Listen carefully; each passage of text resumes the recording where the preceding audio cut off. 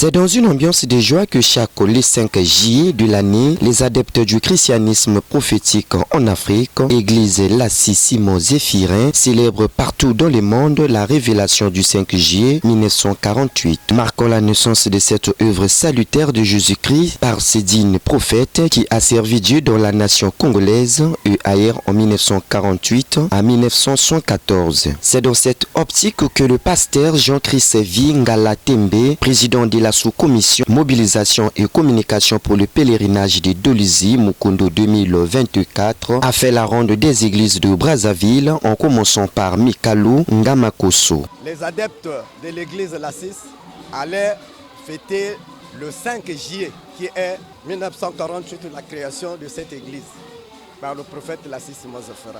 Ensuite, Banzalongo Awende et Bakongo, Château d'eau et la base, question de les sensibiliser afin de préparer le pèlerinage du 3 au 7 juillet 2024. C'était une léproserie.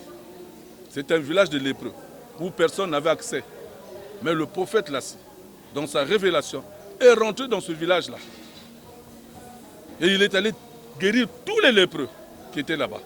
Et il a édifié un monument qui est là-bas, une grotte. Si vous voulez, on va vous transmettre ce monument.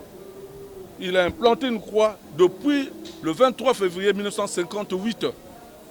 Et il a marqué la notion prophète africain.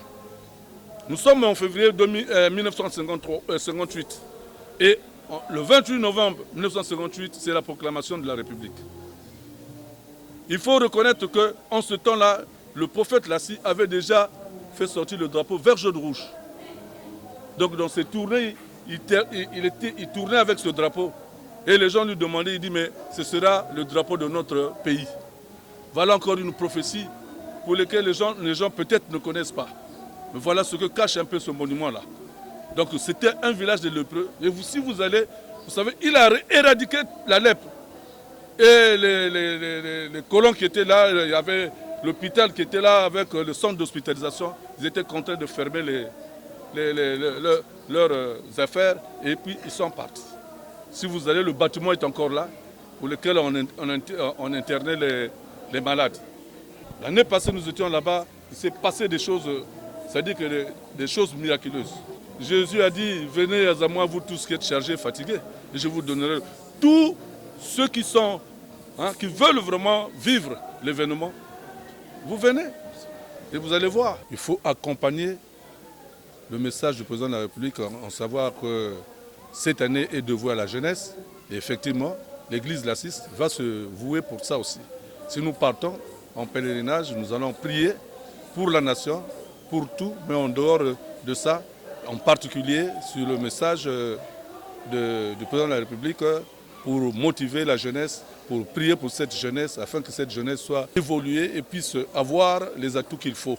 Nous appelons donc les adeptes des 12 départements du Congo, des pays étrangers, à savoir RDC, l'Angola, la RCA, Centrafrique, le Gabon, Cameroun, la France et autres, de se mobiliser dans la paix et l'amour afin de venir nombreux à ce grand pèlerinage à Dolisie, localité où Dieu s'est révélé à sa divine grâce, le Saint-Père, le prophète Cyril Lassi Simon Zéphirin.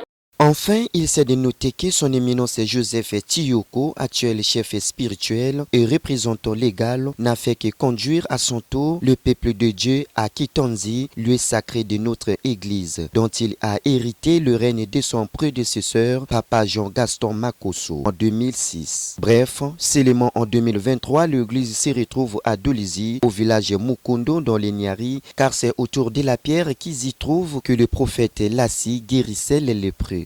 Trésor Yanda et Toko TV.